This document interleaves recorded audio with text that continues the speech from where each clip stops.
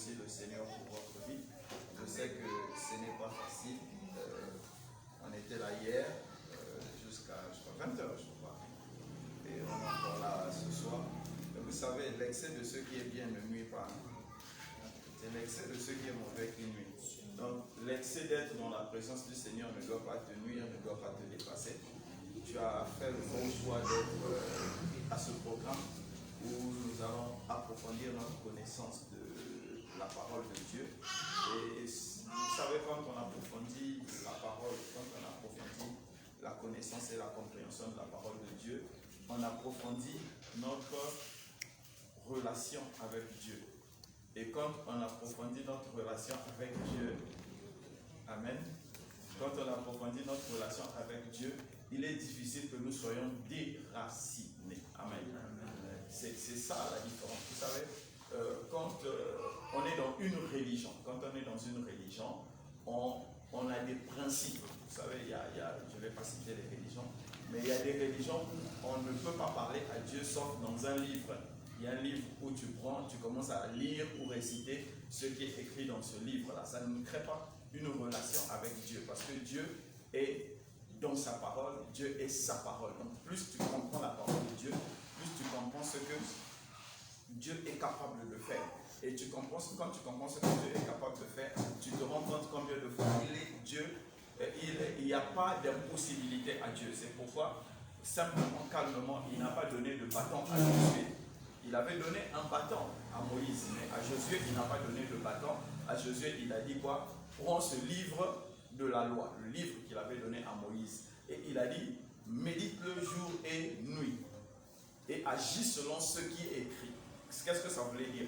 Plus tu vas t'approfondir dans la compréhension de ce que Moïse a écrit. Mais qu'est-ce que Moïse a écrit? C'est les 5 premiers livres de la Bible. C'est ce que Moïse avait écrit. Il y a le livre de Genèse, il y a le livre de Lévitique, Nombre, Exode, c'était ça.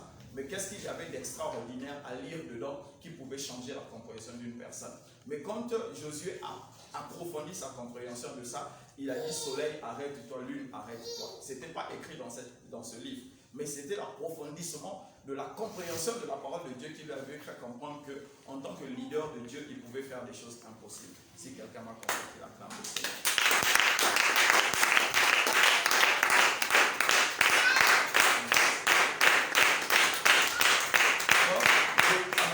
Je voulais te dire ceci. Plus tu vas approfondir la compréhension de la parole de Dieu, tu ne feras peut-être pas comme Josué. Tu ne vas pas arrêter le soleil et tu ne vas pas arrêter la lune parce que tu n'es pas dans un combat physique. Mais tu feras des choses, les gens vont être étonnés. Et ils vont te demander comment tu as compris ça. Mais c'est la révélation de la parole qui nous emmène à devenir des êtres humains extraordinaires. Amen. Amen. Amen. Ok, je vous souhaite les bienvenus sur ce programme. C'est ça. On n'a pas une grande salle. Dieu va faire grâce, on aura la salle de bébés et des grands. Amen. Donc je disais que notre programme Bible ouverte, c'est le deuxième de cette année. I think so. Le premier, on avait fait 1 Corinthiens, 2 Corinthiens. C'est ça, non? Ok, voilà. Nous sommes au deuxième programme. Et nous allons approfondir la compréhension de la Bible. J'espère que je vais avoir un lecteur. Il y a une version qui m'a plu, c'est la version de... Ah ouais, non. Semeur. C'est la version Semeur. Tout à l'heure, je l'ai écouté. Vraiment, ça m'a plu. C'est bizarre, j'ai une Bible Semeur, mais j'ai l'impression que j'ai pas... C'est pas comme ça. Ou bien c'est parce que c'est la voix d'une femme. Amen. Donc, alors, tu vas nous aider. J'espère que la grossesse ne va pas peser dans la lecture. Voilà. Tu vas nous aider dans la lecture. Il faut avancer un peu. Tu vas nous aider pour la lecture. Amen. Tu vas nous aider pour la lecture et nous allons avancer. Je vous explique comment nous allons avancer. Je vais approfondir 3 thématiques et je vais rapidement expliquer la Bible. Je ne sais pas si quelqu'un m'a compris. Au fur et à mesure, on va lire, je vais expliquer. Mais il n'y a que 3 thématiques que je vais développer dans le premier chapitre. Donc, ce qui nous concerne ce soir, c'est d'abord le premier chapitre. Donc, au fur et à mesure que nous allons lire le premier chapitre, je vais me mettre à expliquer ce premier chapitre. Et après, qu'est-ce que je vais faire? J'ai 3 thématiques que je vais soulever, que je vais approfondir pour nous permettre de pouvoir comprendre encore un peu plus la Bible. Donc, ces 3 thématiques, c'est la régénération, la foi et la grâce et la sanctification. Je vais approfondir dessus. Mais le reste, je vais juste essayer de vous faire comprendre ce que vous devez comprendre pour pouvoir avancer dans votre lecture de la Bible. Est-ce que quelqu'un m'a compris? Ok, on va prier. Éternel Dieu de grâce, Père, nous te disons merci. Merci Seigneur pour ta parole. Merci pour l'amour que tu nous as donné de ta parole. Merci Seigneur pour la force que tu nous as donné d'être ici encore ce soir. Merci Seigneur pour l'intelligence que tu nous as donné d'être ici encore ce soir. Merci Seigneur pour la grâce que tu nous as fait d'être encore ici ce soir, afin que nous puissions encore être en contact avec ta parole. Père, nous te disons merci. Que ta parole prenne vie en nous, Seigneur. Que ta parole prenne des racines en nous. Comme tu l'as dit, nous sommes obligés de devenir comme cet arbre qui est planté à côté d'un cours d'eau et qui donne toujours son feuillage en sa saison. Seigneur, que nous puissions devenir réellement ces arbres-là et que ta parole nous arrose et que nous puissions avoir des racines vraiment approfondies dans ta parole et que nous ne puissions jamais rater chaque saison de ta visitation. Béni sois-tu dans le nom de Jésus, nous avons prié. Amen. Amen. Ok, donc nous avons dit que ce temps de Bible ouverte, nous allons lire le livre de, c'est 1 Pierre et 2 Pierre, c'est 2 livres. Vraiment, je vais aller un peu vite pour que nous ne puissions pas trop garder. Donc, donnez-moi 1 heure à 1h30. Je vais essayer d'aller le plus vite possible. Amen. Donc, nous pouvons commencer la lecture. Si Aaron est prêt. 1 Pierre, chapitre 1. Pierre, apôtre de Jésus-Christ, salue ceux que Dieu a choisis et qui vivent en hôte de passage dispersés dans les provinces du Pont, de la Galatie, de Cappadoce, d'Asie et de Bithynie. Dieu le Père vous a choisi d'avance, conformément à son plan, et vous lui avez été consacrés par l'Esprit pour obéir à Jésus-Christ et être purifiés par l'aspersion de son sang. Amen. Ok. Là, Pierre commence par saluer les gens. C'est une région en fait. C'est une région de l'Asie mineure. Il parle du Pont, Galatie, Cappadoce, tout ça. C'est une région de l'Asie mineure. Ça va je crois que ça va de la Turquie actuelle jusque vers la Grèce, des trucs comme ça. Donc c'est un peu cette zone-là. Il y avait ceux qu'il appelait qui sont à l'étranger. En fait, quand Paul parle des étrangers, dans une première vision, on peut penser que c'était des juifs qui vivaient à l'étranger. Donc on parle de la diaspora juive. Amen. Mais quand nous prenons une vision globale, en fait, Pierre est en train de parler à tous les chrétiens. Il parle à tous les chrétiens et il est en train de nous rappeler que nous sommes étrangers sur cette terre. Donc chaque chrétien qui est sur cette terre est étranger. La terre n'est pas notre patrie. Pourquoi ce n'est pas notre patrie? Parce qu'actuellement, c'est sous la domination du diable. Donc, quand Pierre est en train de dire à tous ceux qui sont à l'étranger, donc à nous chrétiens, nous sommes ici en fait sur terre, que ce soit au Bénin, que ce soit au Togo, que ce soit en Chine, au Japon, aux États-Unis, tout chrétien est étranger sur la terre. Ça ne nous ajoute aucune valeur. Ce n'est pas moi qui invente. Il est en train de dire dans le verset il dit qui sont élus selon la préscience de Dieu le Père par la sanctification de l'Esprit afin qu'ils deviennent obéissants et qu'ils participent à l'aspersion du sang du Christ. Que la paix et la grâce vous soient multipliées. Donc quand nous avons participé à l'action du Christ, l'aspersion du sang comme dans le temple, en fait Jésus alla à la croix et son sang c'est ce qui nous sauve.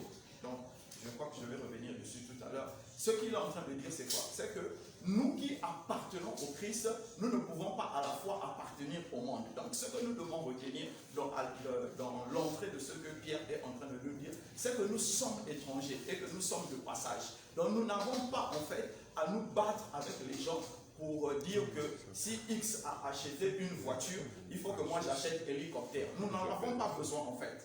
Parce que toutes ces choses-là, ce sont des choses du monde et ça va rester. Mais ce que nous devons plutôt nous battre, c'est comment nous devons être agréables à Dieu. Et quand nous sommes agréables à Dieu, il dit quoi? La grâce et la paix nous sont multipliées. Amen. Est-ce que nous pouvons continuer la lecture? Verset 3. Loué soit Dieu, le Père de notre Seigneur Jésus-Christ. Dans son grand amour, il nous a fait naître à une vie nouvelle grâce à la résurrection de Jésus-Christ d'entre les morts pour nous donner une espérance vivante. Amen. Car il a préparé pour nous un héritage qui ne peut ni se détruire, ni se corrompre, ni perdre sa beauté. Il le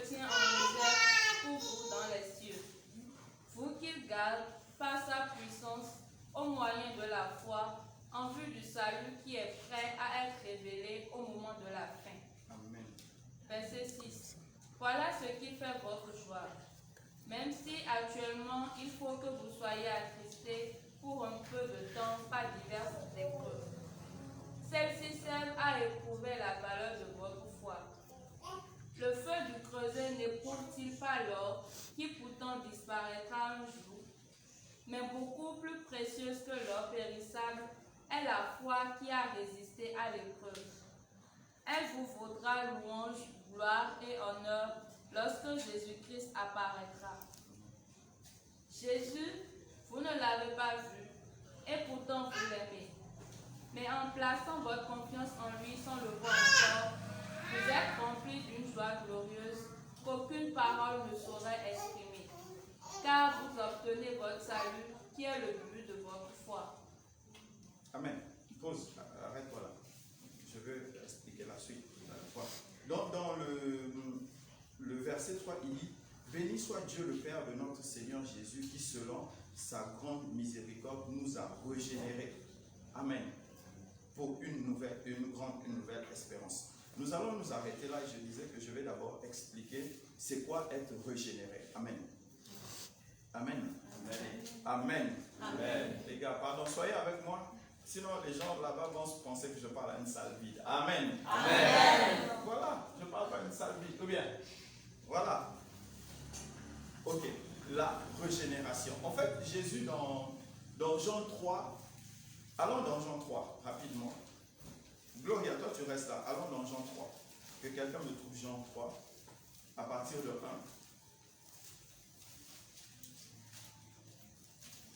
Jean 3, verset 1. Oui. Mais il y eut un homme dans les pharisiens, nommé Nicodème, un chef des Juifs, qui vint, lui, auprès de Jésus de nuit et lui dit, Rabbi, nous savons que tu es un docteur venu de Dieu, car personne ne peut faire ces miracles que tu fais si Dieu n'est avec lui. Amen. Continue. Jésus lui répondit, en vérité, je te le dis, si un homme ne naît de nouveau, il ne peut voir le royaume de Dieu. Amen. Voilà. Si l'homme n'est pas régénéré, si l'homme n'est pas né de nouveau, il ne peut voir le royaume de Dieu. Amen. C'est un des principes capitaux de notre foi. Va dans Romains 12, le verset 2. Tu gardes ça au chaud. En fait, comprenez ceci. La régénération, c'est Dieu nous recrée dans l'esprit. Amen. Ok, je commence. Quand Dieu a créé le poisson, il a d'abord commencé par créer l'environnement du poisson et après il a fait quoi? Il a mis le poisson. Quand Dieu a créé le lion, l'éléphant et autres, il a créé d'abord l'environnement qui est la forêt et il a mis dedans. Ou bien, vous n'êtes pas d'accord avec moi? C'est ça, non? Oui. Maintenant, quand Dieu a créé l'homme, quel est l'environnement qu'il a créé? L'environnement que Dieu a créé, c'est lui-même. Il a dit, faisons l'homme selon notre image, afin qu'il devienne notre représentant quelque part. Amen. Donc, l'homme, en fait, l'homme sur terre n'est pas fini. L'homme commence depuis chez Dieu et il continue sur terre. Amen. Ah, est-ce que tu es avec moi? Est-ce que tu es avec moi? Comprenez ceci. Dieu dit quoi? Il dit quoi? Il dit au début, tout ce qu'il crée, il commence d'abord par créer l'environnement avant de mettre ce qui va gérer l'environnement ou qui va dominer l'environnement. Maintenant, le créateur de toutes choses, c'est Dieu. Et Dieu dit quoi? Cette fois-ci, je vais créer maintenant celui qui va dominer toutes choses. C'est ce qu'il a dit. Il a dit, quand il a dit, alors il bénit l'homme et il dit quoi? L'homme, multiplie-toi et domine et assujettis. Donc fais ce que Dieu a fait dans l'univers. Dieu a dominé et il a assujetti l'univers. Maintenant, qu'est-ce que Dieu dit? Dieu dit une chose. Il dit que l'homme, en fait, que je mets sur terre est quoi? Il est à la ressemblance. Donc il est à l'image. Amen. Amen. Quand on dit image, ça veut dire qu'il y a la réalité quelque part et on a pris juste l'image. Ou je me trompe?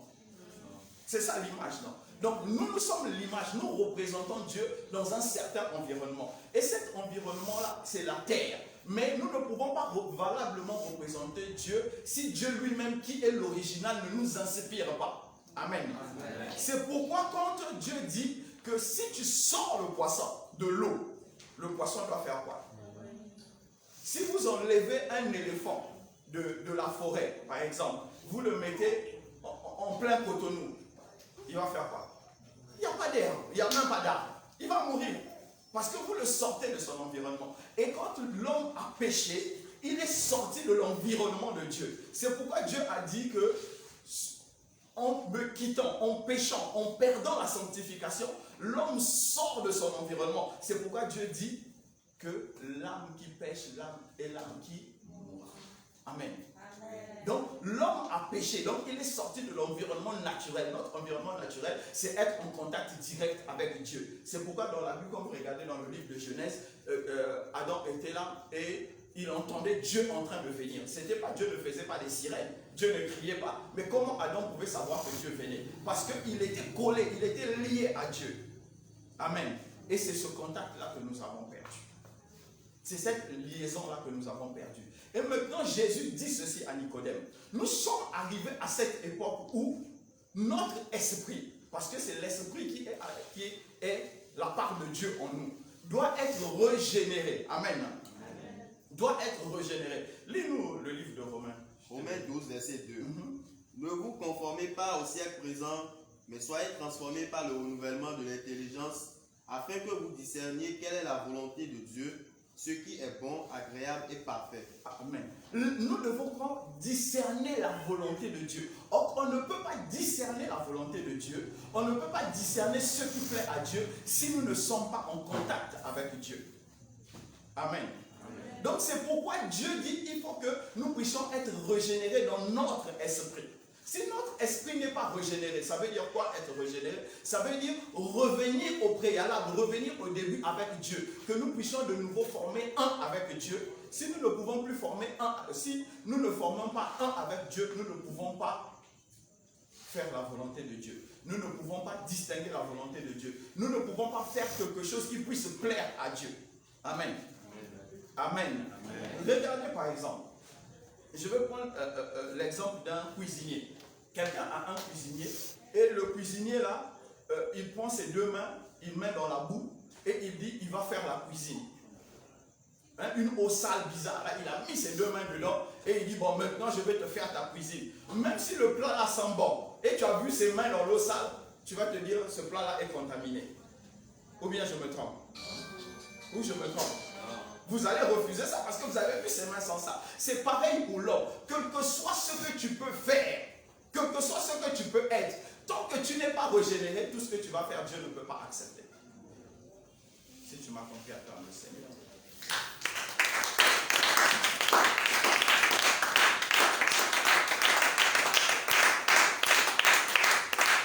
Amen. Donc, la régénération implique quoi? La régénération est en train d'impliquer que nous sortons de la vie du péché. Nous sortons. Donc on quitte la vie de péché pour entrer dans la vie de sainteté de Dieu.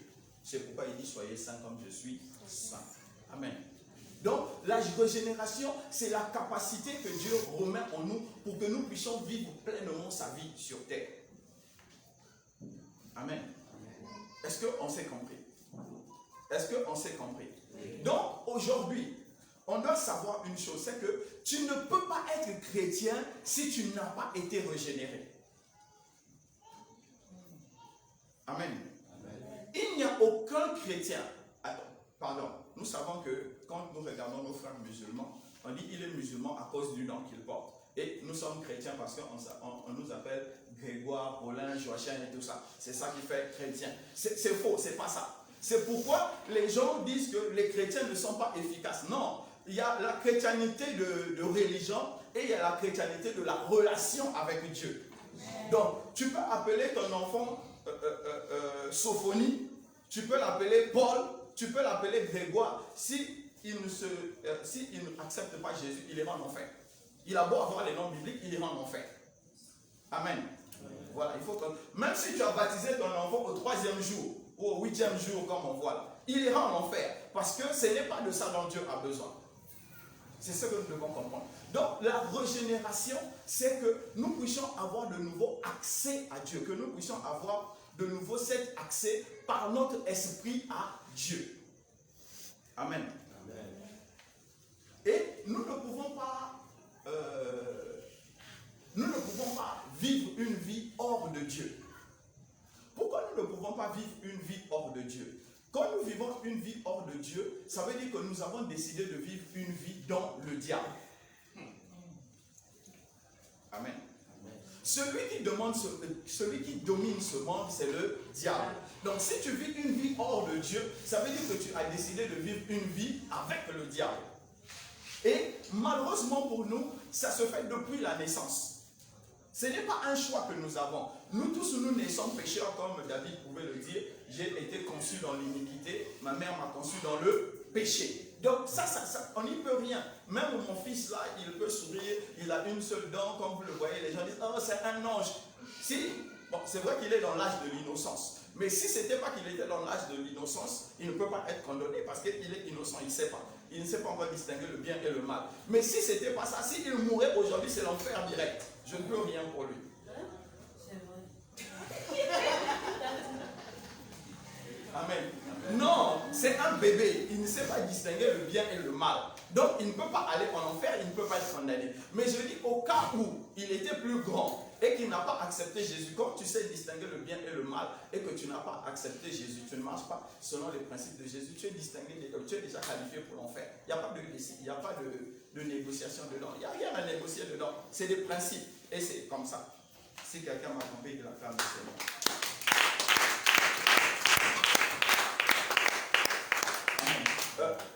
Romains 8, 13. Pour finir la régénération, je vais vous dire quelque chose. Je vais vous dire ceci. Vous savez, beaucoup parmi nous, nous avons reçu la régénération de l'esprit. Hein, garde-moi ça. Nous avons eu la régénération de l'esprit. Mais la régénération de l'esprit nous oblige à une certaine manière de vivre. Amen. Cela nous oblige à une manière de vivre. Et si nous ne vivons pas selon cette manière de vivre-là, qu'est-ce que nous faisons? Nous attristons le Saint-Esprit qui est à l'intérieur de nous. Amen. Et nous commençons à mourir spirituellement. Amen. Le péché de Adam et Ève, c'était quoi? C'était juste de la désobéissance. N'allez pas écouter les âneries que les gens disent. On a coupé la pomme, ils ont couché ensemble. Ça, c'est des bêtises. Parce que l'homme et la femme doivent coucher ensemble pour se multiplier. Donc, ça ne peut pas être un péché. Amen. Sauf si maintenant, bon, on tape sur le dos, la femme vomit l'enfant.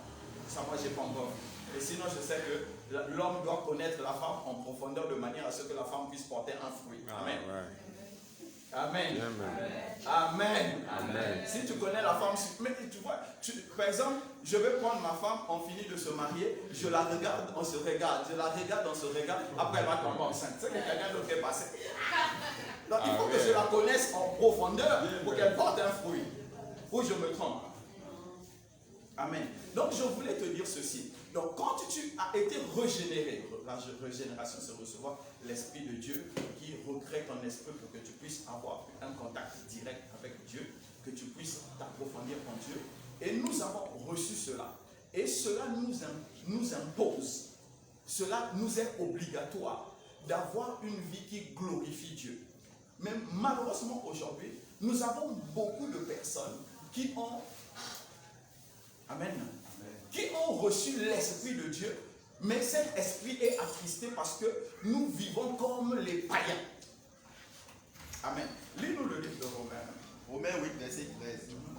Si vous vivez selon la chair, vous mourrez. Mais si par l'esprit vous faites mourir les actions du corps, vous vivrez. Reprends. Romains 8, verset 13. Si vous vivez selon la chair, vous mourrez. Mais si par l'esprit vous faites mourir les actions du corps, vous vivrez. Amen. Prends aussi Hébreux 6, le verset 46. Et vous avez écouté ce qu'il dit. Il dit que ça devient la régénération. Amen. Amen. Amen. Amen. Amen. La régénération de l'esprit dépend de Dieu. Mais les actes dépendent de toi. Tes actes sur la terre dépendent de toi.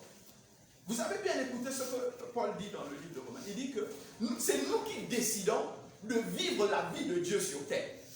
La vie de Dieu sur terre, vivre la vie de Dieu sur terre, ne nous est pas imposée comme si nous sommes des robots. Amen. Nous ne devons, attention, nous ne devenons pas des robots. Ou quelqu'un va me dire qu'il était chez lui, Dieu l'a soulevé et est venu le faire asseoir au Sébec ce soir. Ou bien Dieu a appuyé un bouton, il a marché comme un robot, il est venu s'asseoir. Donc, tu t'es levé, tu as pesé les pour et les contre et tu as décidé de venir. Il y a certains qui sont venus à pied, qui ont fait une longue distance. Il y a d'autres qui ont calculé, j'avais pas assez d'argent, mais je préfère avoir cet enseignement, je vais y aller, même si je ne vais pas manger demain. Donc, ça veut dire que tu as réfléchi. Et Dieu dit que tu es responsable de la gestion de ta vie spirituelle. Amen. Amen. Donc si tu attristes le Saint-Esprit, c'est un choix que tu as fait. Et au fur et à mesure, comme je le dis toujours, que tu attristes le Saint-Esprit, un jour tu finiras par blasphémer. Parce que les choses, tu ne vas plus comprendre, tu ne vas plus faire la différence entre ce qui est saint et ce qui ne l'est pas. Or, quand tu restes dans la volonté de Jésus, c'est bon, tu as trouvé le passage de Hébreu 6, 46. 6, 4, 6. Jusqu'à Hébreu 6, 4, 6. Hébreu 6, versets 4 à 6. Car il est impossible que ceux qui ont été une fois éclairés, qui ont goûté le don céleste, qui ont eu part au Saint-Esprit, qui ont goûté la bonne parole de Dieu et les puissances du siècle à venir, et qui sont tombés, soient encore renouvelés et amenés à la repentance, puisqu'ils crucifient pour leur part le Fils de Dieu et l'exposent à l'ignominie. Amen.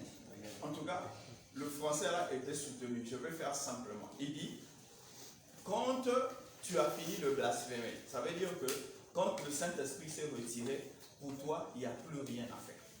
Pour faire bref, quoi. Pour parler le français de tous les jours. Ça veut dire que, comme il a dit, pour toi, tu as recrucifié le Christ. Ça veut dire qu'il n'y a plus de grâce pour te sauver. Amen. Je n'invente pas ça. C'est vrai qu'il y a cette doctrine-là qui dit, une fois sauvé, sauvé pour tous. C'est vrai. Pourquoi c'est vrai? Jésus n'est pas un comédien. Il n'est pas un comédien. Il n'est pas un humain. Quand il t'a sauvé, il t'a réellement sauvé.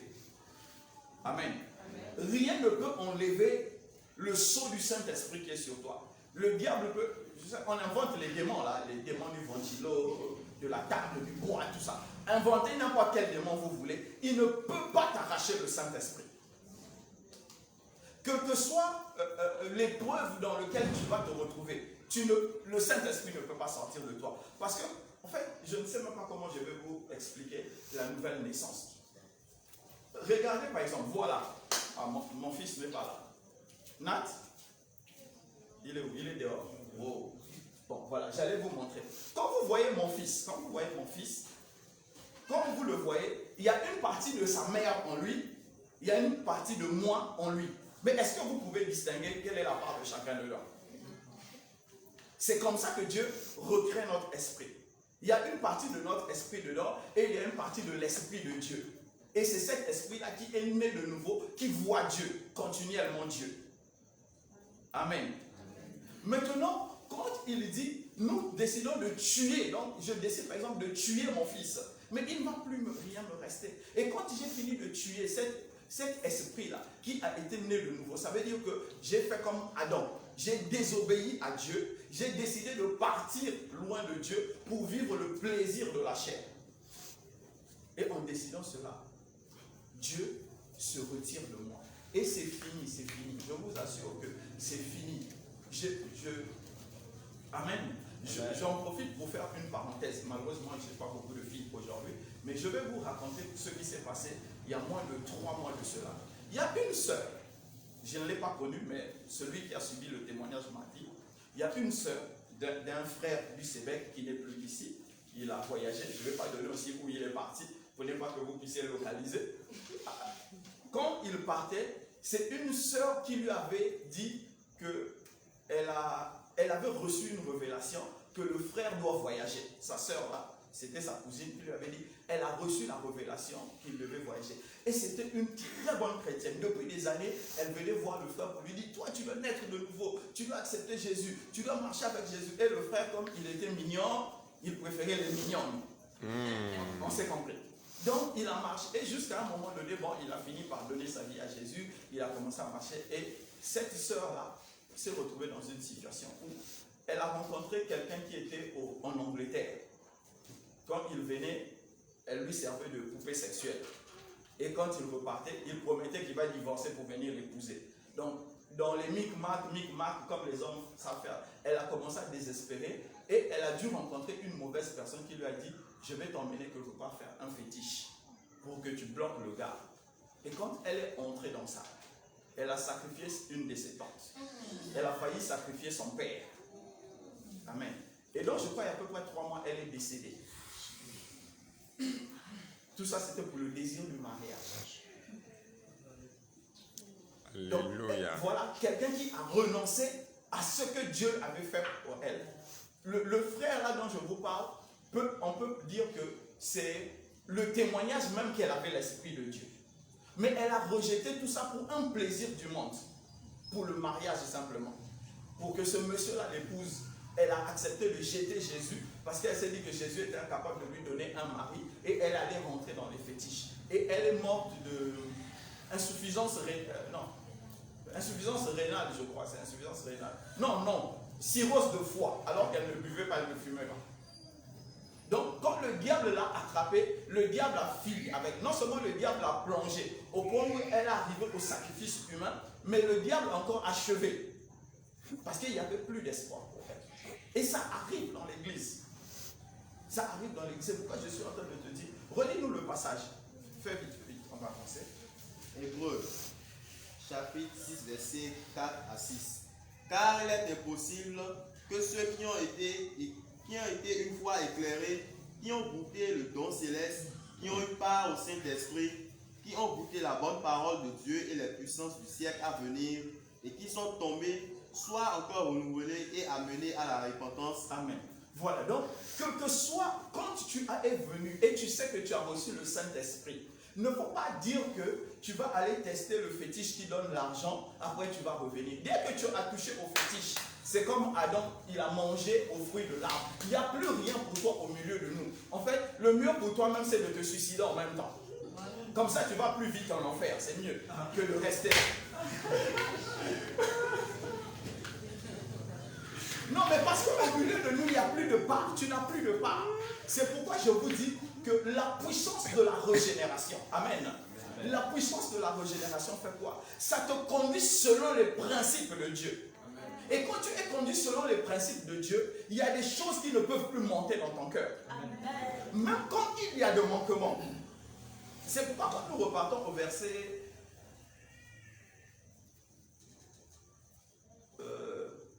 Voilà, au verset 2, où il dit, Dieu le Père, par la sanctification de l'Esprit, devient obéissant et tout ça. Voilà. Donc, l'Esprit de Dieu, en nous crée l'obéissance et la soumission totale à Dieu. Donc, quand tu n'es pas soumis à Dieu, quand tu n'es pas totalement obéissant à Dieu, pose-toi d'abord la première question, est-ce que tu es né de nouveau? Si tu réponds par oui, est-ce que tu n'as pas perdu ça? Si tu m'as compris, acclame le Seigneur.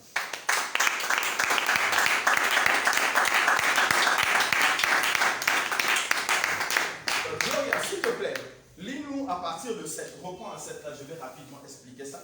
Je sais que le temps est passé. Le problème avec ça, c'est que ça ne peut pas se faire en 7 jours. Il faut au moins 1 mois pour enseigner tout le livre de Pierre. Mais allons-y quand même. On va essayer de faire notre mieux. Celle-ci sert à éprouver la valeur de votre foi. Donc commence à 6. Voilà ce qui fait votre joie. Même si actuellement, il faut que vous soyez attristés pour un peu de temps par diverses épreuves. Celles-ci servent à éprouver la valeur de votre foi. Le feu du creuset n'éprouve-t-il pas l'or qui pourtant disparaîtra un jour? Mais beaucoup plus précieuse que l'or périssable est la foi qui a résisté à l'épreuve. Elle vous vaudra louange, gloire et honneur lorsque Jésus-Christ apparaîtra. Amen. Que quelqu'un clame cette parole.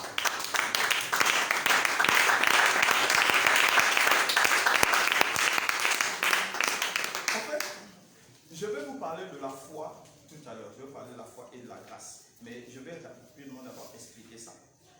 Il est en train de dire que les épreuves que nous rencontrons, amen, les épreuves que nous rencontrons sont le matériel que Dieu utilise pour nous améliorer. C'est ce qu'il est en train de dire en fait. Donc, notre soeur dont j'ai parlé tout à l'heure, qui s'est retrouvée avec un monsieur qui est marié et qui a décidé d'aller faire un fétiche, ce n'est pas une épreuve qui vient de Dieu. Attention, les gars, vous savez, moi, je dis toujours la vérité. Si vous n'allez pas venir après, ce n'est pas grave. Ce n'est pas une épreuve qui vient de Dieu. Quand une femme décide d'aller sortir avec un homme marié, où est l'épreuve de Dieu dedans? Vraiment. Question. Dieu ne peut pas t'éprouver dans le péché. Donc vous devez comprendre que, non, c'est parce que c'est devenu courant dans les chrétiens. Ils créent des problèmes et ils disent, il y a Dieu dedans, il y aura la gloire. Non, quand tu as créé un problème, il n'y aura pas la gloire de Dieu. C'est quand Dieu, lui, il a créé un problème qu'il y aura sa gloire. Nous devons nous comprendre. Donc, n'allez pas, tu vas aller voler, on va te frapper, tu vas dire la gloire de Dieu va sortir de ça. Ça va sortir.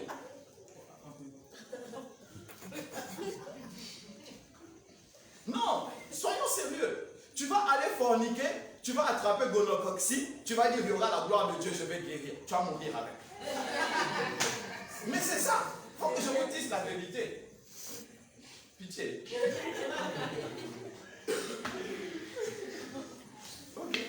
J'aurai pitié après. Donc il est en train de dire que afin que l'épreuve de votre foi, plus précieuse que l'or périssable, donc l'or même disparaît, cependant est éprouvée par le feu. Donc il dit que l'or, on le met dans le feu pour que l'or puisse briller. En fait, si vous n'avez jamais vu l'or à l'état pur, c'est très sale. On dit qu'il y a des impuretés. C'est pourquoi on vous dit l'or 18 carats, 24 carats, c'est les degrés de purification. Amen. Donc il dit si l'or, pour que l'or puisse briller, on doit mettre ça dans le feu. Imaginez maintenant votre foi. Amen. Maintenant, pour continuer, je vais vous parler de la foi et de la grâce. Alors dans Romains 5. Gloria, toi tu restes à Romains 5, le verset 21. Romains 5, verset 21. Afin que, comme le péché a régné par la mort, ainsi la grâce règne par la justice pour la vie éternelle par Jésus-Christ notre Seigneur. Amen. Que quelqu'un clame cette parole.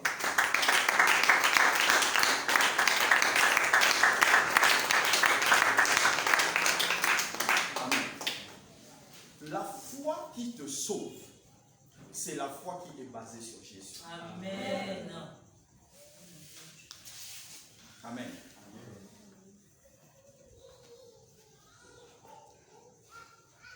Vous savez, c'est dur.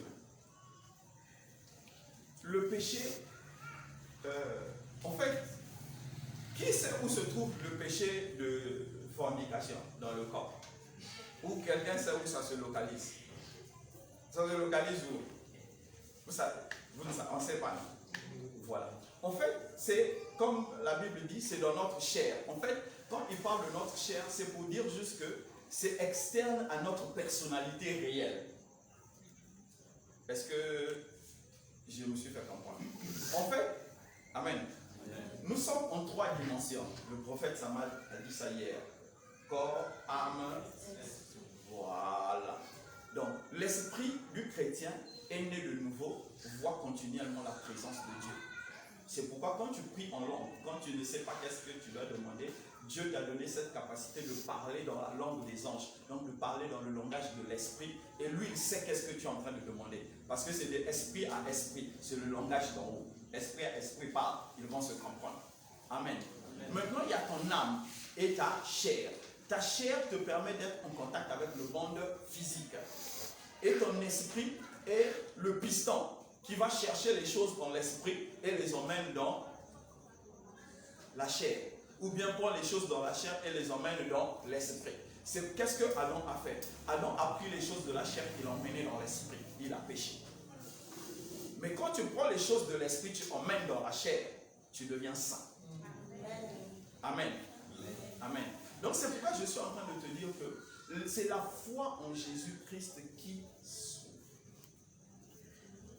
Donc ton esprit va chercher les choses chez Dieu et on mène ça dans ta chair. Donc ta chair, qu'est-ce que ta chair veut? Ta chair veut des meilleurs amis. Ta chair veut quoi? La meilleure voiture. Ta chair veut la meilleure maison. Pourquoi? C'est normal, puisque la chair est dans un environnement où elle a besoin de ça. Ton esprit est dans l'environnement où doit dire continuellement gloire à Dieu, gloire à Dieu, gloire à Dieu. Donc c'est deux environnements différents. Maintenant, c'est ton âme qui est au milieu. Qu'est-ce qui influence le plus ton âme? Si tu es sauvé, amen. Donc si tu as rencontré Jésus, si tu l'as accepté comme Seigneur et Sauveur, ce qui va influencer ton âme, c'est ton esprit qui est régénéré. Amen. Et c'est quoi avoir la foi? Avoir la foi, c'est croire que Jésus a été crucifié pour toi. Amen. Parce que si tu ne crois pas que Jésus a été crucifié pour toi, ça veut dire que le poids de tes péchés, tu les as encore. La foi, c'est quoi? C'est accepter que Jésus est ressuscité d'entre les morts. Parce que s'il n'est pas ressuscité, ça veut dire que tu continues à porter tes péchés. C'est quoi la foi? La foi, c'est accepter que Jésus a quitté la terre et allé s'asseoir à la droite de Dieu.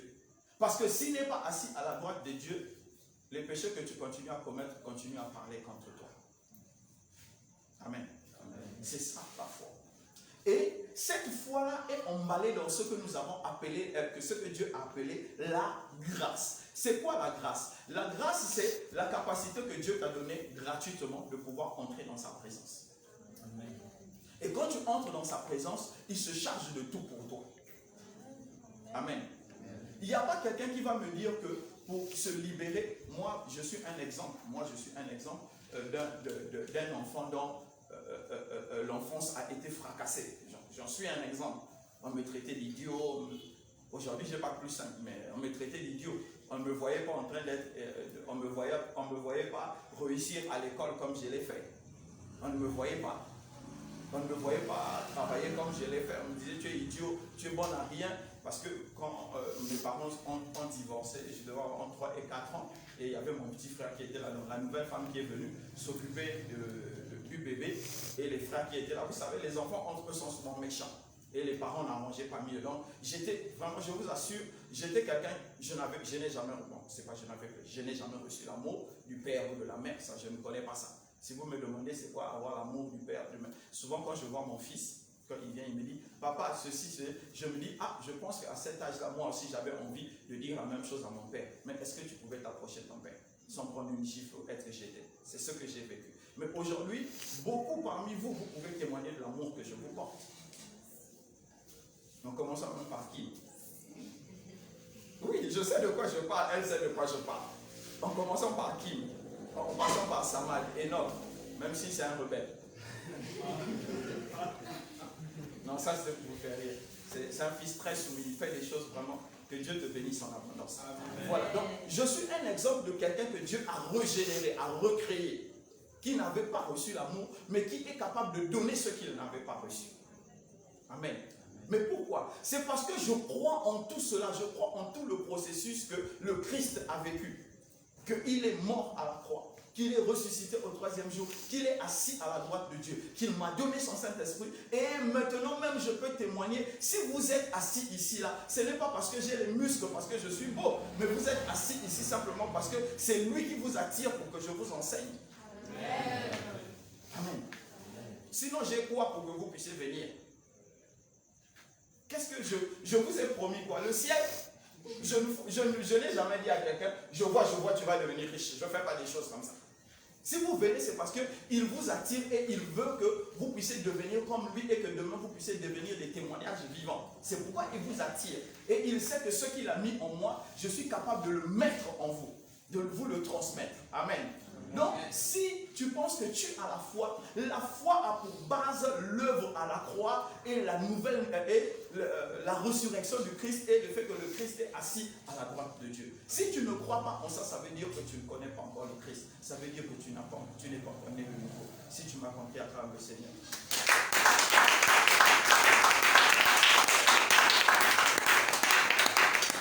Donc, je disais que la foi doit t'emmener à l'obéissance au Christ. Le Christ dit, je ne fais que ce que je vois mon Père faire. Donc toi, à ton tour, qu'est-ce que tu dois dire? Je ne fais que ce que je vois le Christ faire.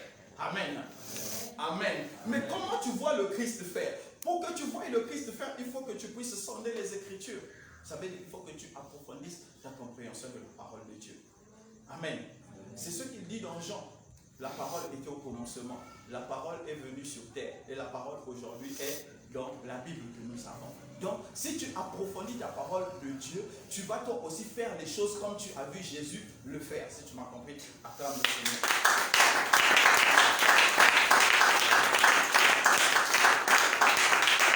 Gloria, on continue. Verset 10, je vais rapidement expliquer ça. Ce salut a fait l'objet des recherches et des investigations des prophètes qui ont annoncé d'avance la grâce qui vous était destinée. Pause. Vous avez entendu ça? Il dit, Élie s'est assis, il a réfléchi. Il a dit, mais le Christ va venir quand? Ésaïe, il a réfléchi. Je suis sûr qu'il écrivait même. Parce qu'il a vu, il a dit, la Vierge sera enceinte. Il a perçu les choses à venir. Et il a encore vu, il dit, il a vu les souffrances du Christ, mais il n'a pas vu le Christ. Jérémie a dit, mais pourquoi tu me poses autant de souffrances? Parce qu'il était en train de montrer les souffrances du Christ, mais il n'a pas vu. Amen. Il n'a pas vécu cette époque. Citez tous les prophètes. C'est pourquoi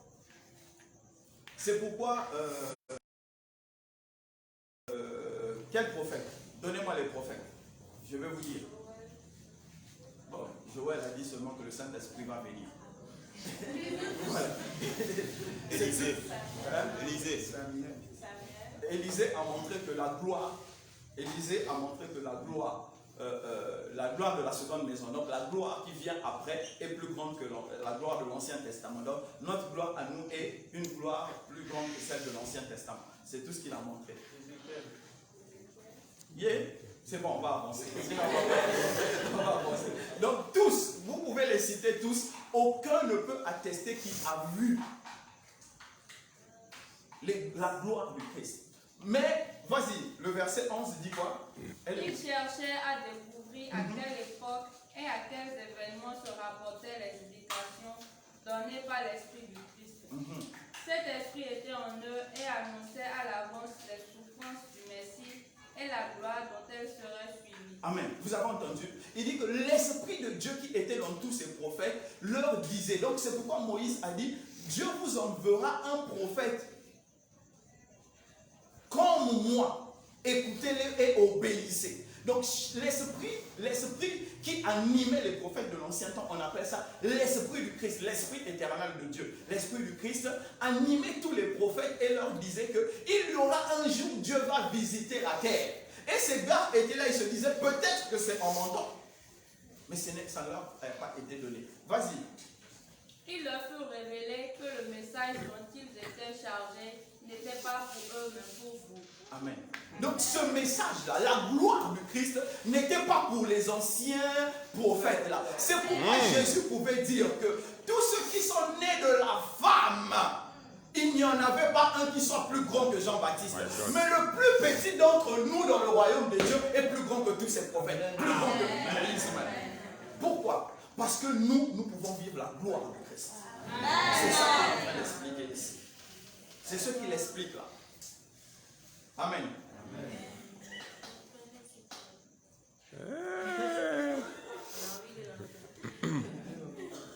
Amen. La gloire de la seconde maison est plus grande que la gloire de la première maison. Ça veut dire que nous, le plus petit d'entre nous, donc si je prends mon fils là, Nat, qui a 7 ans, s'il accepte Jésus maintenant comme Seigneur et Sauveur, il est plus grand que tous les prophètes de l'Ancien Testament. Pourquoi? Parce que l'Esprit de Dieu ne vient pas sur nous, mais l'Esprit de Dieu habite en nous. Fait de nous les temples de Dieu. Amen. Amen. Vous savez, actuellement, je ne peux pas demander, si j'étais à la place de Jean-Baptiste, je ne pouvais pas demander, est-ce que c'est Jésus qui va venir? Ou bien devant, est-ce que c'est Jésus qui est là? Ou est-ce qu'il faut attendre un autre Jésus? Pourquoi? Parce que l'Esprit à l'intérieur de moi, ce n'est plus moi qui vis, mais c'est... Donc l'Esprit à l'intérieur de moi est en train de me rendre témoignage que le Christ qui marche là, il est réellement celui qui est venu sauver le monde. Est-ce que vous me comprenez? Et c'est la gloire à laquelle Dieu nous expose aujourd'hui. malheureusement, bon, beaucoup d'entre nous ne voulons pas voir cette gloire. Nous préférons penser que la voiture est plus de gloire que la vie éternelle. Que quelqu'un clame le Seigneur.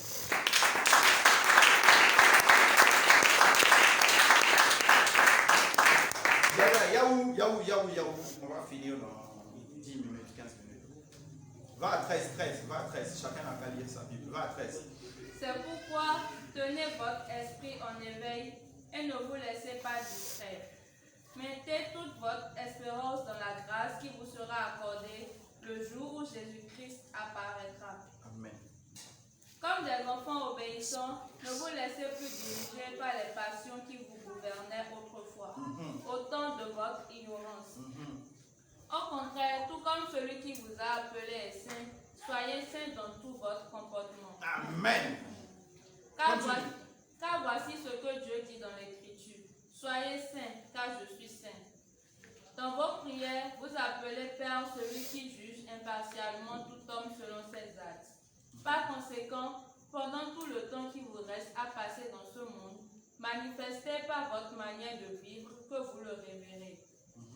Vous avez été libérés de cette manière futile de vivre que vous ont transmise vos ancêtres et vous savez à quel prix.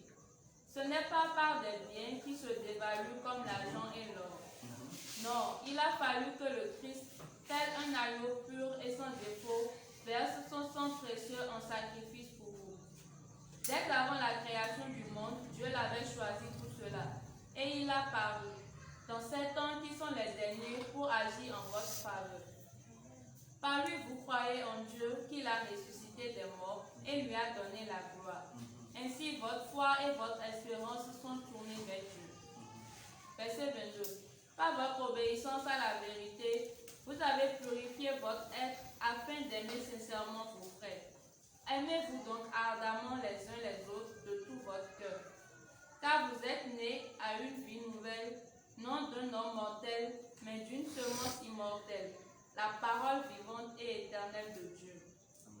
En effet, il est écrit, tout homme est comme l'herbe des prés, toute gloire humaine comme la fleur des champs. L'herbe sèche et sa fleur tombe, mais la parole du Seigneur demeure éternellement. Amen. Or, cette parole, c'est la bonne nouvelle qui vous a été annoncée. Amen. Que quelqu'un clame cette parole.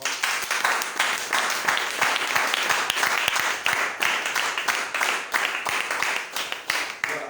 Donc, Dieu est en train de dire, il est en train de dire ici dans le verset 15, mais puisque celui qui vous a appelé est saint, vous aussi soyez saints dans votre conduite, selon qu'il est écrit, soyez saints comme je suis saint. Amen. On va parler de la sanctification. Donc, avant que je parle de la sanctification, je vais expliquer un peu tout ce qu'elle a lu jusqu'en bas là. En fait, Dieu dit que ce que nous devons croire en ceci, que nous sommes nés de nouveau par l'œuvre du Christ à la croix. Et l'œuvre du Christ à la croix nous emmène à quoi? Nous emmène à vivre une vie qui démontre Dieu. Dieu est démontré par l'amour. Tout ce qu'elle a dit là, c'est ce que je vous résume. Est démontré par l'amour. L'amour, c'est quoi? L'amour, c'est faire du bien à son prochain sans attendre quelque chose en retour. Amen. Et comme il a dit un peu plus bas, il dit que la gloire des humains, c'est comme l'herbe. Un moment, c'est vert, c'est intéressant. Après, ça sèche. Donc, la gloire des humains, c'est passager. Mais la gloire de Dieu est éternelle. Donc, nous sommes obligés, en tant que serviteurs de Dieu, en tant que co-héritiers avec le Christ, en tant que frères du Christ, en tant que lumière dans cette terre, lumière dans ce monde, en tant que sel de cette terre, nous sommes obligés de démontrer Dieu. Et nous n'avons qu'une seule manière de démontrer Dieu, c'est de manifester l'amour de Dieu. Quand nous manifestons l'amour de Dieu, toutes les qualités suivent l'amour de Dieu. Amen. Amen.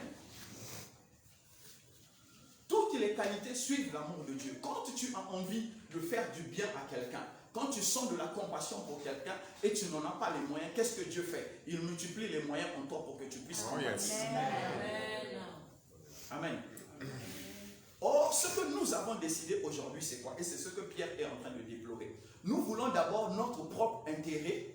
Et quand nous avons fini, c'est les arêtes, la saleté qui reste là, nous allons donner aux autres. Donc nous ne faisons pas priorité à l'autre. Alors que la priorité à l'autre est la démonstration même de l'amour. Quand tu t'oublies pour faire passer l'intérêt de l'autre, c'est ça l'amour. Mais quand tu as fini de manger et ce que tu ne veux plus, tu veux donner à l'autre, c'est ce que les êtres humains font. Quelle est la différence? Amen. Nous, ceux qui ont des chiens chez eux, ils savent le chien est nourri de quoi? Des os, des arêtes, tout ce qu'on a oublié à table. C'est ça qu'on va donner au chien. Mais on ne pense pas à donner le chien avant d'abord. C'est pas qu'on n'aime pas son chien, mais on pense que le chien ne peut vivre que de ça. Finalement, c'est comme ça aussi, nous sommes en train de gérer notre relation avec le monde. Nous voulons d'abord tout ce qui est pour nous. Tout ce qui doit nous donner gloire, tout ce qui doit nous faire acclamer, tout ce qui doit nous élever. En fait, il y a des gens, même moi je pense que quand ils viennent au Sénégal, ils se disent, je rêve du jour où je vais venir avec hélicoptère, je vais garer ça pour que Daddy sorte, ils viennent m'accueillir au pied de l'hélicoptère. Gloire à Dieu. C'est l'amour qui va te recevoir. Oui, parce que je ne suis pas et je ne serai jamais complexé par les choses du monde. Je suis désolé. C'est comme ça que Dieu m'a fait. C'est pas que j'ai tout ce dont j'ai besoin, non. Mais je ne crois pas que si quelqu'un vient ici avec 1 milliard et qu'on va dire, bon, un des bishops qui sont devant, on va dire, il faut quitter, on va le mettre derrière. Ou on va lui dire, cherche une place, tu vas t'asseoir. Parce que le milliard ne peut pas acheter ce que je vous donne aujourd'hui. Le milliard ne peut pas vous donner la vie éternelle. Le milliard ne peut pas vous transformer. Ça va nous permettre d'acheter les choses. Même le milliard n'achète même pas la santé. Sinon, le gars de Apple, là, comment on l'appelle? Steve Jobs, il ne serait pas mort. Il aurait acheté la santé. Vous comprenez avec moi? Donc, Dieu est en train de dire, il y a plus de gloire à donner qu'à recevoir. Et plus nous donnons, plus nous montrons Dieu. Et quand nous avons de l'amour, l'amour nous emmène à pardonner. Or, quand nous pardonnons, Dieu derrière ça guérit nos blessures. Amen. Donc, et c'est ça qu'il a résumé. Donc maintenant, ce que je disais, ce qui m'intéresse, moi, c'est que je vais parler de la sanctification. Donc nous allons repartir dans le livre de 1 Pierre. Allons dans 1 Pierre. 1 Pierre 1, le verset 2, il est en train de dire, ceux qui sont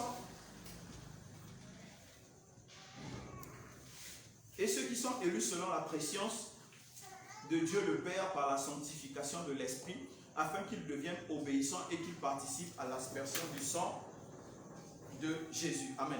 En fait, ça c'est la première sanctification dont il est en train de parler. Parce qu'en fait, la sanctification est à deux volets. La sanctification qu'on appelle, nous, dans ce que nous étudions, on appelait ça la sanctification de position.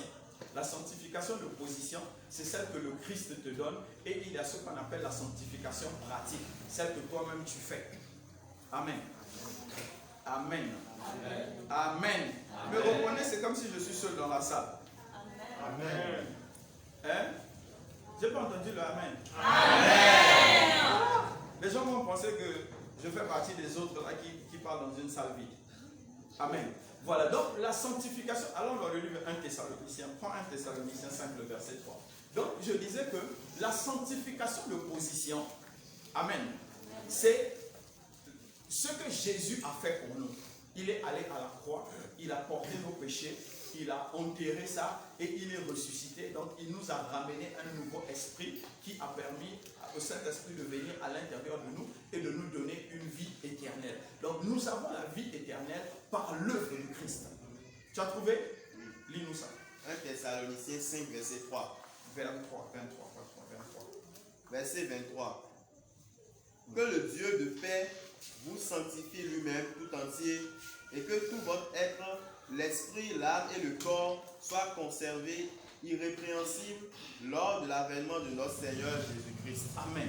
Voilà. Donc, vous comprenez que c'est Dieu, ça c'est l'œuvre de Dieu. Donc, l'œuvre du Christ nous rend saints de l'esprit jusqu'à la chair. Donc, quand le Christ t'a rencontré, quand tu es né de nouveau, le Christ régénère ton esprit, il donne l'intelligence, il fait le renouvellement de l'intelligence. Allons dans le livre de Colossiens. Allons dans Colossiens. Alors, regarde ça dans Colossiens 1, 21. Donc, le Christ donne à notre âme l'intelligence pour distinguer, pour discerner les choses de l'esprit, et notre esprit influence notre corps pour que nous ne puissions pas vivre dans le péché. Tout cela, c'est le Christ qui fait ça par son œuvre. Donc, si nous sommes sauvés, ce n'est pas parce que nous avons un mérite, mais c'est parce que le Christ a déjà tout fait pour nous. C'est pourquoi je vous disais tout à l'heure qu'il n'est pas un aventurier. Quand il a dit « je t'ai sauvé », ou comme il avait dit à Pierre « viens, je ferai de toi un pêcheur d'hommes », peu importe le temps que ça a pris, Pierre est devenu un pêcheur d'hommes. Je crois que jusqu'aujourd'hui, dans l'histoire de l'humanité, il n'y a pas quelqu'un qui a parlé, il y a 3000 personnes qui sont venues à Christ une seule fois. Je ne crois pas. On a fait des croisades, c'est parce que beaucoup de gens se sont multipliés, ils ont prêché l'évangile et les gens sont venus. Mais Pierre s'est levé dans les marches, il a parlé, 3000 personnes sont venues. Vous imaginez 3000 personnes? Il parlait avec quelle voix? Et il a dit quoi d'extraordinaire? Il faut lire ce qu'il avait dit. Le Christ que vous avez, franchement, en fait, c'est comme j'ai l'habitude de dire, c'est un des sermons les plus simples qui existent. Mais c'était tellement puissant que ça emmenait 3000 personnes. Moi, je fais des sermons compliqués, ça ne m'amène même pas 2 personnes. Et vous-même, vous connaissez encore les sermons plus compliqués que pour moi. Là où on peut dire, ah si, je vois tout ça, mais ça mène combien de personnes? 0. Vous comprenez? Donc, là, nous sommes là, pourquoi? Parce que le Christ lui-même choisit. Il t'a choisi. Si tu es là, ce n'est pas par hasard. Il t'a choisi pour te justifier, pour que tu deviennes saint et pour que tu sois sauvé. Et ça, personne sur terre, même les rêves les plus fous des hommes ne peuvent pas t'enlever ça. Amen. Même si ta mère, ton père enlèvent leur slip, ils te maudissent, ils ne peuvent pas t'enlever ça. Amen.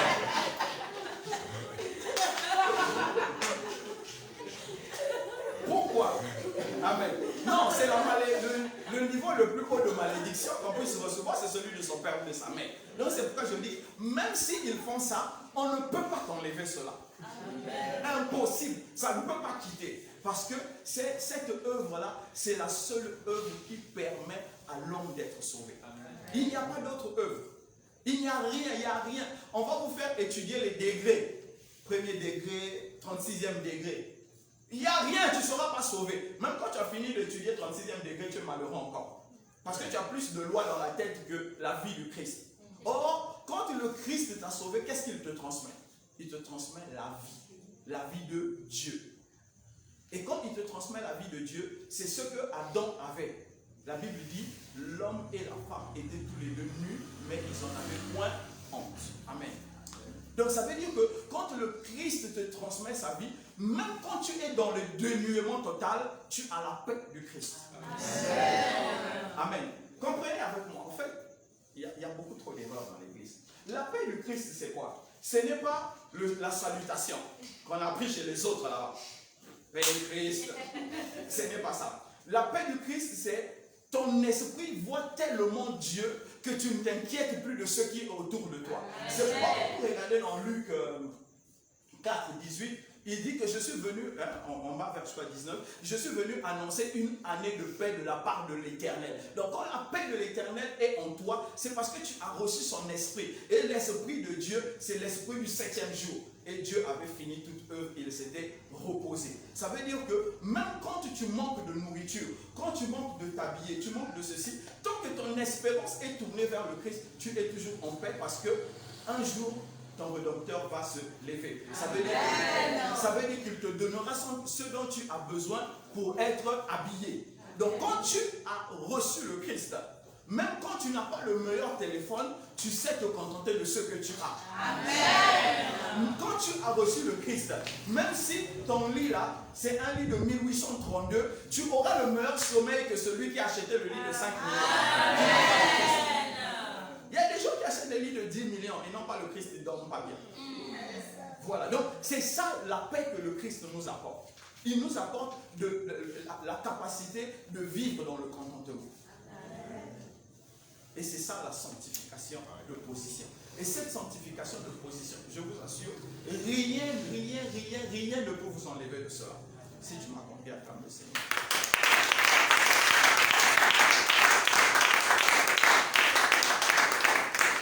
Amen. Donc, la sanctification de position, c'est ce que nous appelons souvent la grâce.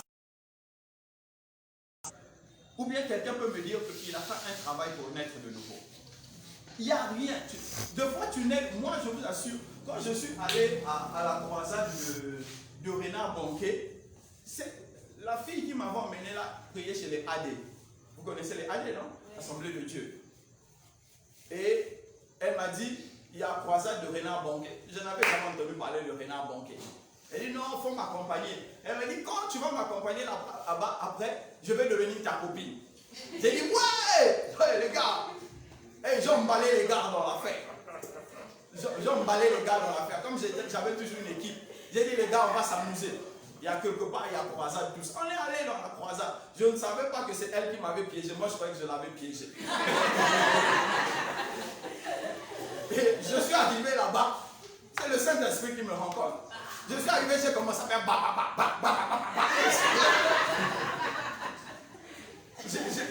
oui, moi-même, je n'ai pas compris ce qui s'est passé. Je vous assure, le gars avait parlé de quoi? Il avait parlé de Zachée. Il dit, Zachée a volé le poulet et le diable lui rappelait. Oh, c'était un sermon bizarre. Déjà, je trouvais ça ennuyeux. Bon, mais ça nous amusait parce qu'il nous faisait rire. Mais quand j'ai commencé à faire baba, et j'ai vu l'handicapé qui était devant moi s'est levé, il a marché. Mais c'était la panique. Quand je suis rentré à la maison, j'avais le Saint-Esprit. J'ai fait quel effort? C'est la grâce. Donc la grâce te localise. Amen. Amen. La grâce te libère. La grâce te sauve. Amen. Maintenant, quand tu as fini d'avoir la grâce, il y a cette partie qu'on appelle la sanctification pratique. C'est là où les chrétiens ont des problèmes. Amen. En fait, pourquoi nous devons avoir la sanctification pratique? Allons dans le livre de Matthieu. Matthieu 5. Matthieu 5, le verset 20. Matthieu 5, 20. Matthieu 5, verset 20. Car je vous le dis, si votre justice ne suit pas celle des scribes et des pharisiens, vous n'entrerez point dans le royaume des cieux. Reprends. Matthieu 5, verset 20. Car je vous le dis, si votre justice ne suit pas celle des scribes et des pharisiens, vous n'entrerez point dans le royaume des cieux. Ok, je vais vous expliquer ceci. Les scribes, les pharisiens, c'était les patrons du temple. Comme porter des soutanes propres, c'est immaculé parce qu'il ne fallait pas que ça puisse avoir des taches. Donc les gars, quand ils marchaient, il fallait s'écarter. Le dimanche, ils ne faisaient pas beaucoup de pas parce qu'il fallait préserver le sabbat. Donc ils étaient bloqués dans la loi. Donc si vous voulez parler des gens qui ont les œuvres, c'était eux. Mais Jésus dit une chose. Il dit quoi? Il dit quoi? Car je vous le dis, si votre justice ne suit pas celle des scribes et des pharisiens, vous n'entrerez point dans le royaume des cieux. Donc, la sanctification, le mot justice là, c'est sanctification. Donc, quand vous avez vu la sanctification pratique des pharisiens, vous n'avez rien à dire. Regardez, on peut les prendre comme aujourd'hui nos parents musulmans. Nos parents musulmans. Les gars prient 5 fois par jour. C'est difficile à un chrétien de prier 5 fois par jour. Hein. Même ceux qui font c'est dur. C'est dur. Bon, dites-moi, cette semaine qui a prié 4 fois par jour. Ah, c'est ça, je savais. Même une fois pour aujourd'hui, là même, c'est dur. Je sais qu'il y a des candidats qui ont abandonné. Donc, voilà. Donc, selon la loi, les pharisiens étaient saints. Ils étaient considérés comme des hommes extraordinairement saints. Donc, quand tu t'approchais d'un pharisien, tu sentais l'ambition de la sainteté. Mais Jésus, entre guillemets, Jésus dit ceci, il dit que notre sanctification, donc notre justice, doit dépasser celle des pharisiens. Les pharisiens faisaient ça pourquoi? Parce que les hommes devaient les regarder. Mais nous devons le faire pourquoi? Parce que nous devons démontrer Dieu. Amen. Amen. Notre sanctification, ce n'est pas pour faire plaisir à quelqu'un. Ce n'est pas pour qu'on dise de nous que nous sommes des chrétiens. Mais c'est pour que quand Dieu nous regarde, il voit qu'il est fier de nous. Amen. Amen. Donc, ce n'est pas pour montrer que tu es plus saint que ton frère, mais c'est pour que tu sois agréable à ton Dieu. Amen. Donc tu ne le fais pas parce que tu es soumis à une loi ou bien à une peur, mais tu le fais parce que tu aimes Dieu. Donc, comprenez ceci, mes frères et mes sœurs, surtout mes sœurs. Quand le gars te dit, si je couche avec toi dans mon bureau ou bien dans l'hôtel, je vais te donner un poste supérieur. Tu pèses entre le poste supérieur et la déception que tu donnes à Dieu. Quand tu te dis, je ne veux pas décevoir mon Dieu, ça rend Dieu fier. Ça donne un témoignage. C'est pourquoi Joseph a dit, comment commettrais-je un si grand péché contre mon Dieu? Joseph n'avait pas le Saint-Esprit. Mais toi, tu as le Saint-Esprit. Ça veut dire que tu peux faire mieux que Joseph. Amen. Amen. Donc, c'est ce que Dieu attend de nous. Il dit que nous sommes face à des choix. Et nous serons toujours face à beaucoup de choix. Mais tant que nous avons l'Esprit de Dieu, l'Esprit de Dieu nous dira, voici telle est la volonté de Dieu. Maintenant, le choix te revient à toi. Est-ce que tu veux obéir à ce que Dieu t'a montré qui est sa volonté, ou bien tu veux désobéir à sa volonté? C'est ça la sanctification pratique. Chaque fois qu'un enfant de Dieu se retrouve dans une situation de dilemme, de choix, l'Esprit, on lui parle toujours. L'Esprit dit toujours la pensée de Dieu.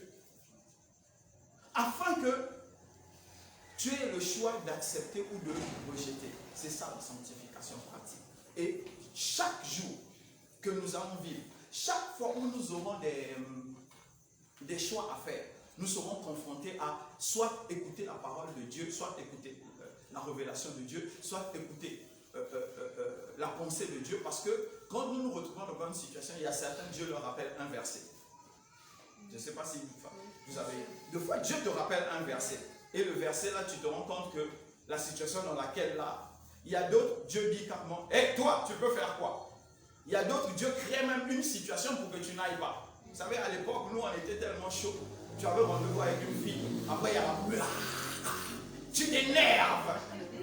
Vous comprenez? Donc, Dieu devra créer une situation qui va t'empêcher d'aller dans le péché. Mais tellement on était téméraire qu'on prenait même le parapluie pour aller attendre la fille devant la porte. Voilà. On était géants dans le péché. Amen. Et c'est ça. Ça veut dire que chaque fois que tu as un choix, chaque fois que tu seras face à un dilemme, tu auras toujours le choix. Dieu te parlera toujours. Tant que tu es fils de Dieu, tant que le Christ t'a justifié à la croix, Dieu te parlera toujours, non seulement pour te dire ce n'est pas une mauvaise chose, mais Dieu te dira ce qu'il est bon. C'est pourquoi Jésus, quand le diable l'a tenté, le diable donnait une parole et donnait une autre parole. Pourquoi? Parce que l'Esprit de Dieu en lui, vous pouvez lire dans Luc, vous pouvez lire qu'il était maintenant rempli de l'Esprit de Dieu. Et c'est l'Esprit de Dieu qui contrecarrait le diable. Et il a décidé de suivre. Il aurait pu citer le verset et suivre quand même le diable. Mais quand il cite le verset, il a décidé de se soumettre à Dieu. C'est pourquoi il a dit, il est mieux pour l'homme. L'homme ne vivra pas seulement de pain, mais aussi de toute parole qui sort de la bouche de Dieu. Vivre de toute la parole qui sort de la bouche de Dieu, c'est quoi? C'est obéir à la parole de Dieu. Donc la sanctification pratique nous emmène à faire quoi? À obéir totalement à la parole de Dieu. Et comme je le disais tout à l'heure, la sanctification pratique est la partie qui peut nous empêcher de vivre le paradis. Si tu rates la sanctification pratique, ça veut dire que tu décides de vivre dans le péché. Qu'est-ce que tu fais? Tu commences à t'écarter de Dieu. Parce que la voix de Dieu ne sera plus audible. Quand tu prends plaisir au péché, quand le Saint-Esprit va parler, tu ne vas plus entendre. Vous voyez, c'est comme quelqu'un qui est en train de marcher. Quand il est à 2 mètres de toi, quand tu parles, tu n'as pas besoin de beaucoup crier. Mais quand il est à 1 kilomètre de toi, même s'il voit ta bouche bouger, il lui sera difficile de distinguer ce que tu dis. Donc c'est ce que nous devenons, beaucoup parmi nous devenons, tellement éloignés de Dieu que nous n'arrivons plus à distinguer la voix de Dieu. Amen. Amen. Le thème de ce mois, c'est quoi? Voilà. Donc nous sommes en train de vous préparer au retour du Christ. Et ceux qui seront sauvés, c'est ceux qui auront le sceau de Dieu. C'est ceux qui ont le Saint-Esprit. Le sceau de Dieu, c'est le Saint-Esprit. Nous sommes scellés par le Saint-Esprit. Tout comme le diable a scellé les gens par le fétiche, et plus tard, il va les sceller avec le chiffre, entre parenthèses, 666. Il a dit calculer le chiffre. Jean a dit calculer le chiffre de la bête. Ce n'est pas 666 en fait le chiffre, mais il a dit calculer, il faut bien lire. Donc il va sceller le monde par certaines choses. Et quand le diable va voir, il reconnaîtra les siens. C'est comme Dieu nous a scellés avec le Saint-Esprit pour le retour du Christ. Et nous ne pouvons rencontrer le Christ que si nous sommes saints tel qu'il est saint. Et pour que nous soyons saints tel qu'il est saint, il faut d'abord que nous ayons reçu le Saint-Esprit, qui est la grâce, et il faudrait que nous puissions vivre selon la grâce. Et la grâce nous demande de vivre l'amour et l'amour en abondance. Si quelqu'un m'a compté, qu'il acclame le Seigneur.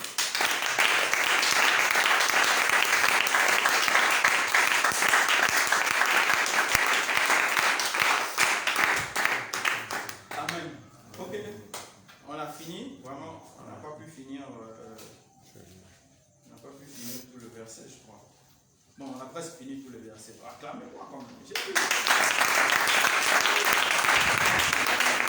On a fini le verset, donc demain on va continuer sur le verset 2. Le chapitre 2, je crois. J'ai aussi 3 thématiques que je vais développer dedans. Amen. Ok, s'il y a des questions, je vais prendre des questions. S'il n'y a pas de questions, gloire à Dieu. Je vais boire l'eau, je vais me reposer. S'il y a des questions, j'attends vos questions. S'il n'y a pas de questions, on va s'arrêter là. Oui, sœur Flore. On se lève, merci. On te soulève. Je vous remercie, c'était tellement intéressant.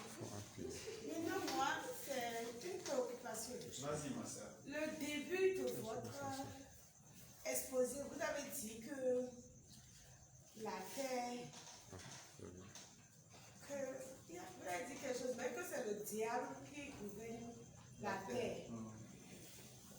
Donc Dieu, lui, il gouverne le ciel. Ça. Et pourquoi il nous laisse sur la terre avec le diable? C'est pour nous maltraiter. Mais il veut savoir si nous avons la foi, on peut avoir la capacité de vivre avec lui. Maintenant, si il a fait tout ça, je ne sais pas pourquoi lui, gentil qu'il soit, il crée la terre, il laisse le diable gouverner. Et nous sommes dedans. Est-ce qu'il y a d'autres personnes qui sont en haut, que lui gouverne, ou bien c'est seulement nous, que lui et le diable lâchent? Amen. C'est bizarre. Pourquoi vous riez? Dites-moi d'abord. Pourquoi vous riez? Vous savez, ce que, en fait, je dis toujours, quand vous venez à l'église, ne laissez pas votre cerveau dehors. C'est pas la peine. Il faut avoir le courage de poser des questions.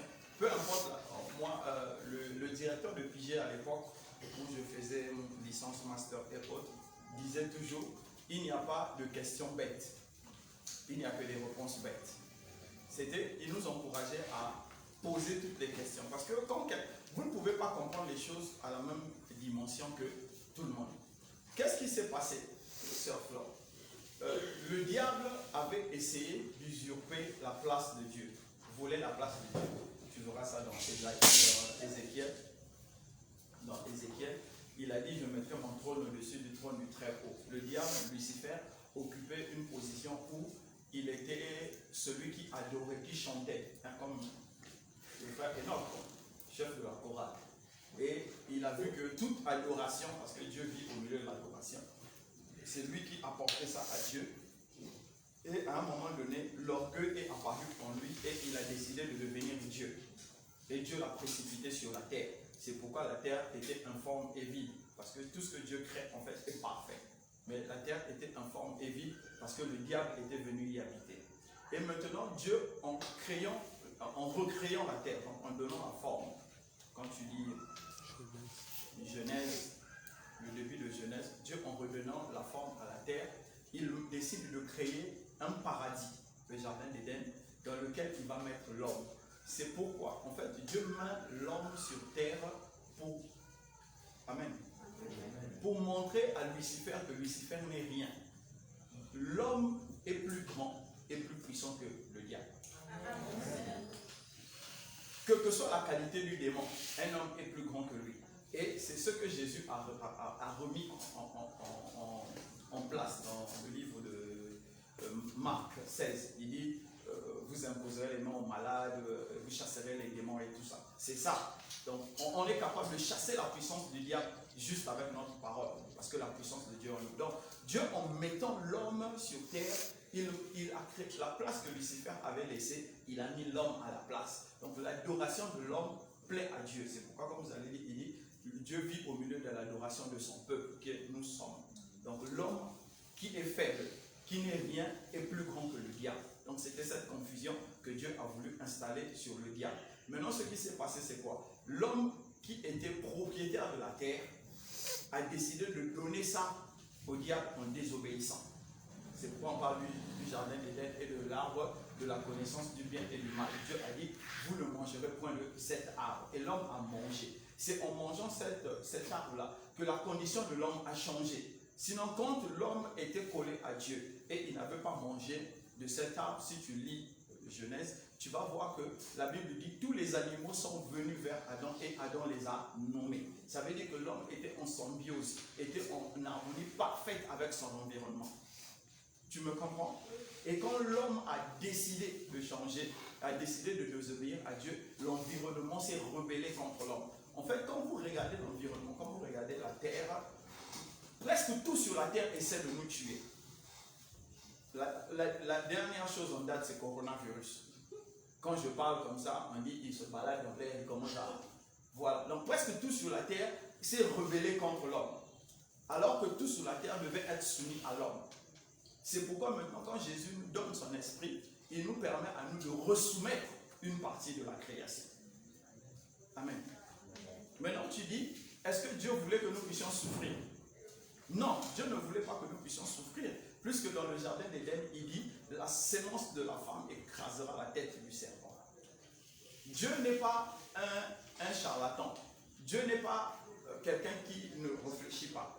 Dieu a fait un plan. Quand il a vu que l'homme avait échoué, Dieu a établi un plan pour sauver l'homme. Parce que si Dieu a vu que Adam et Ève échouaient, il les tuait et il recréait, ça veut dire que Dieu lui-même devenait illégal par rapport à ses lois. Parce que quand Dieu fait quelque chose, il doit aller jusqu'au bout. Sinon, il n'a pas respecté sa parole. Donc Dieu avait créé l'homme par lui-même pour un certain temps. Donc si ce temps-là ne se passe pas, Dieu ne peut pas faire disparaître l'homme. Et si Dieu faisait disparaître l'homme, il devient illégal face à lui-même. Maintenant, dans ce plan-là, il y a eu le péché. Donc il a créé la parenthèse, l'église qu'il va sauver. Les hommes qu'il va sauver. Donc ce n'est pas que Dieu nous a mis sur terre pour que nous puissions souffrir. Non, ce n'est pas ça. C'est le choix que les hommes ont fait. Moi, pour finir, je vais te poser une question. Je vais te poser une question. C'est bon? Tu es là? Oui. Je vais te poser une question. Ne sois pas offusqué. Hein? Non. Qu'est-ce qui t'avait obligé à être déviergé par un homme qui ne t'a pas épousé?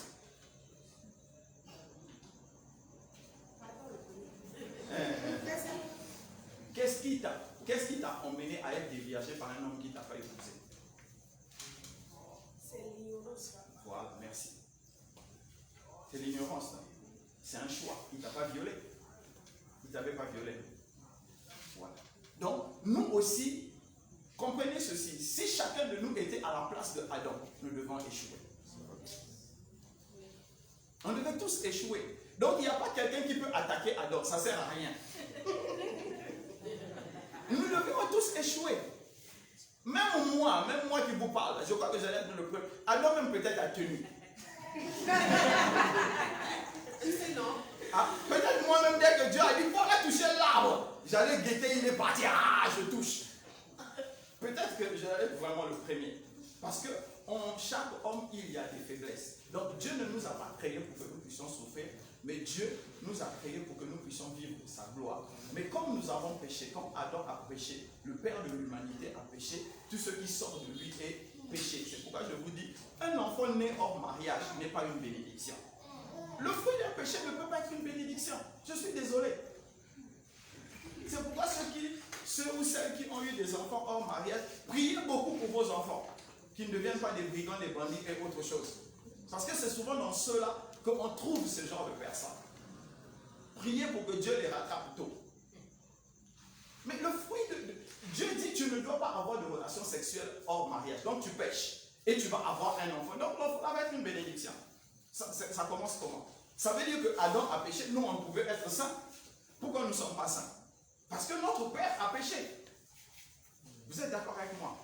Voilà, donc Dieu ne nous a pas créés pour que nous puissions souffrir, mais c'est le choix que l'homme a fait qui nous emmène aujourd'hui à souffrir. Et nous devons et nous devons accepter que c'est notre choix et nous avons péché. Mais aujourd'hui, Dieu nous donne cette capacité de ne plus vivre sous le péché.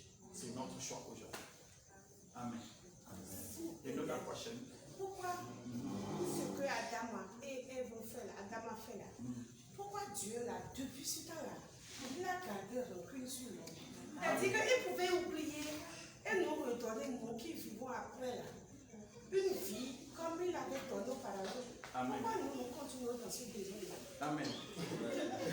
C'est ce que je suis en train d'expliquer. En fait, toi et moi, nous ne sommes pas différents de Adam. Pourquoi? On dit, c'est une graine qui donne une forêt. Quand tu prends une graine, c'est dans la graine là, il y a une forêt. Je m'explique. Si tu prends le noyau du manguier, tu plantes ça aujourd'hui, ça va sortir un manguier. Et le manguier là va sortir plusieurs mangues. Si on prend tous ces mangues là, on les jette, quand ça va pousser, ça va donner plusieurs manguiers là. Et les manguiers là, on prend leurs fruits, on jette encore, qu'est-ce qui va se passer? On aura une forêt. C'est pareil pour nous aujourd'hui. Ce que nous sommes, en fait, quand Adam était en train de pécher, toute l'humanité était dans Adam. Et la sentence qui a été appliquée à Adam ne peut pas, en fait, si Dieu dit, bon, on arrête là, ça veut dire que Dieu change. Or, il est immuable, il ne peut pas changer. Il doit arriver jusqu'au bout. C'est comme Jésus a dit, mon père, pourquoi m'as-tu abandonné? Pourquoi Dieu ne l'a pas donné la main? Il a envoyé le 4e homme dans le feu avec Daniel. Mais pourquoi il n'a pas dit, mon fils, je te donne anesthésie spirituelle, comme ça tu vas pas avoir mal. Mais Jésus a crié. Ou bien, il a souffert. Pourquoi? Parce qu'il fallait qu'il souffre. Parce que sa souffrance là, c'était notre souffrance qu'il portait. Dieu pouvait, la Bible dit que le ciel était fermé. Pourquoi Dieu a fermé le ciel? Parce qu'il ne pouvait pas supporter la souffrance de son fils. Ça lui faisait aussi mal. Donc, comme nous vivons comme des animaux, ça fait mal aussi à Dieu. Dieu se repentit d'avoir créé l'homme. C'est parce qu'il nous aime. C'est pourquoi dans Jean 3,16 il dit, car Dieu a tant aimé le monde qu'il a voulu nous sauver, qu'il a donné son Fils unique. Donc c'est l'amour de Dieu qui nous sauve aujourd'hui. Quand nous vivons tel que nous sommes là, ça fait mal à Dieu. Mais comme Dieu est Dieu, s'il change une virgule de son plan, il n'est plus Dieu. Si Dieu change une virgule, quand nous allons nous retrouver au ciel, nous allons le contester. C'est pourquoi il doit être réglo. Sinon, nous allons le contester. Mais regarde un peu, regarde, attends. On va prendre le frère Onel. Le frère Onel va dire, ah non, moi je devais avoir une vie sainte avec 650 voitures, 12 000 femmes, mais j'allais quand même te suivre. Et ça ne s'est pas passé parce que tu as enlevé une virgule. C'est ça, nous allons le contester. C'est pourquoi Dieu est clair, il est le même hier, aujourd'hui, et c'est parce qu'il change. Amen. Amen, merci. De rien, ma soeur. Et nous, la prochaine. Ok. Merci, il n'y a plus de questions. Que Dieu vous bénisse. Amen. Que le frère s'en